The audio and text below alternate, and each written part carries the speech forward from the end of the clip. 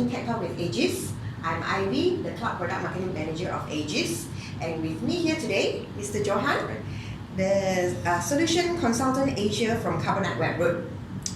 Well, Mr. Johann, welcome. Thank you. Welcome to our segment today. Thank you. Actually, you are the very first invited special guest to attend for our segment. Okay, thank you very much. Welcome once again. Today, we will be talking about the importance of endpoint backup.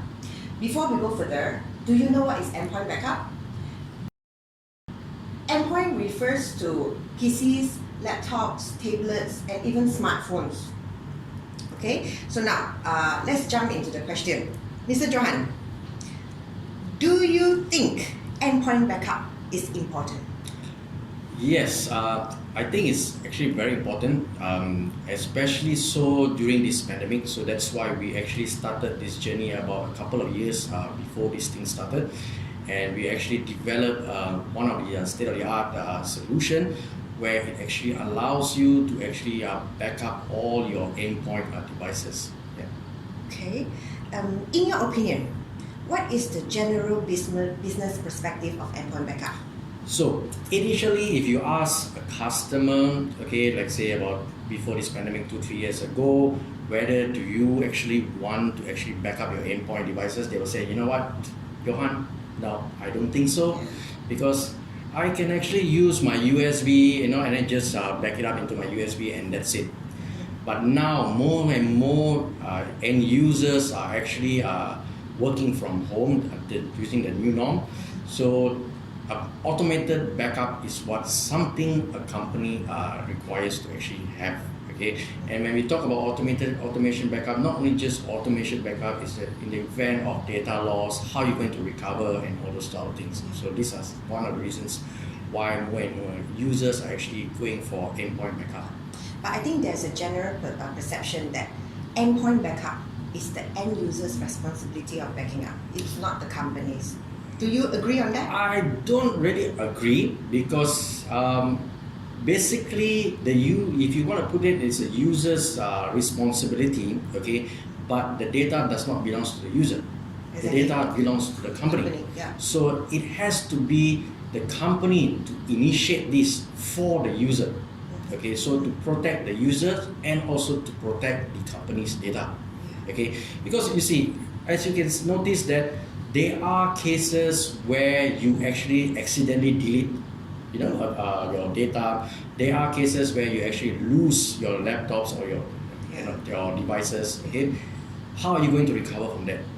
Okay. Even talking about employee sabotage. Yes, employee sabotage. Internal threats.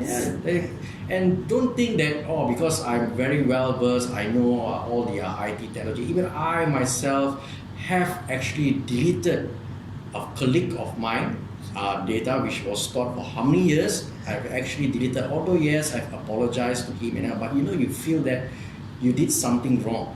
Okay, so with the endpoint backup, it actually allows you to actually automated backup every 5 minutes, 15 minutes, depends on what schedule you choose, and that data is stored in your cloud. I see. So for this endpoint Carbonite endpoint backup, do we automate the backup, or we can backup more than once a day? You can automate it. Okay, you can go down as every 5 minutes. Okay, or even you can do it by default as every 15 minutes. Okay, don't worry about let's say what happens if while it's doing a backup, whether it will slow down the performance of the machine. No, it doesn't. Okay, in fact, I'm using an older version of Windows as well and running at the endpoint. It doesn't even slow down the machine at all. Yeah. Does users realize that there are actually activities of backing up being in the process while they are using the device? No, they will not actually notice what actually is going on at the back. Everything is fully automated. They won't even know. You won't even see, if let's say you're writing a Word document, you won't even see that the certain characters might not type properly because it's being back up. You won't hear all those type of things. You won't see all those things. I see. So they won't feel like the device is like lagging a bit. Okay, that's good. That's good to know.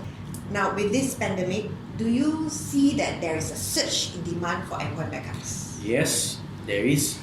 We have seen in the last 1 year or so, there is a surge. Okay, and like I mentioned, we started this 2-3 years ago before the actually pandemic, and as of last year, we can see there's about 40-50% growth.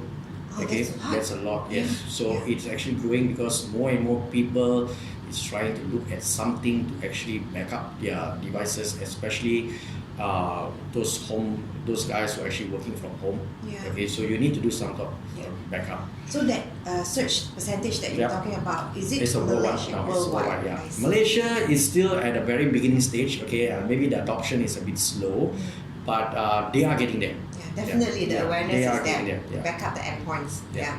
Okay. Yeah.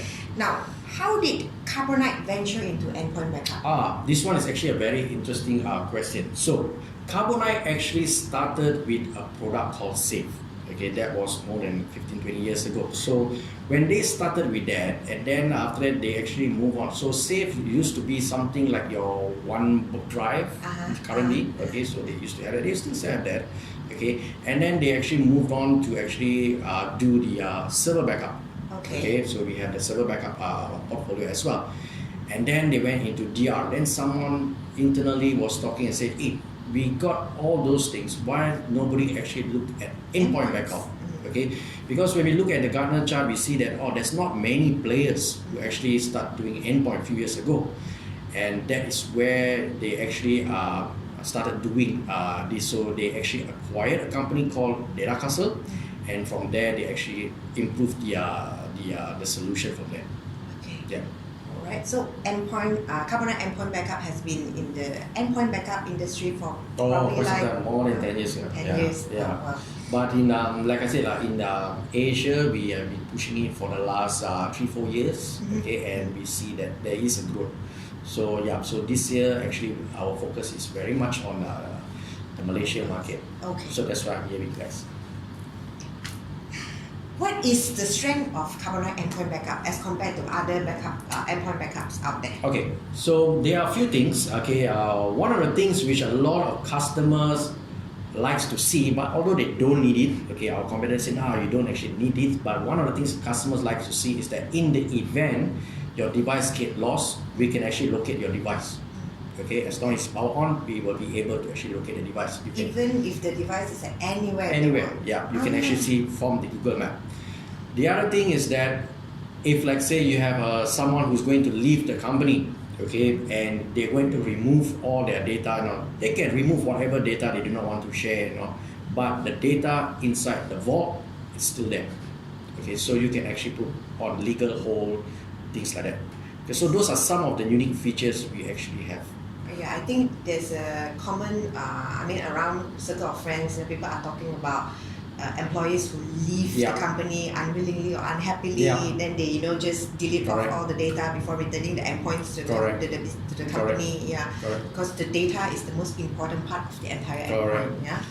And another thing is that a lot of users will always ask the management, what happens if, like, say, the system admin wants to view the data? They can't really actually view it like that. It needs to go through a process of the restoration and all those things in order for them to actually view the data.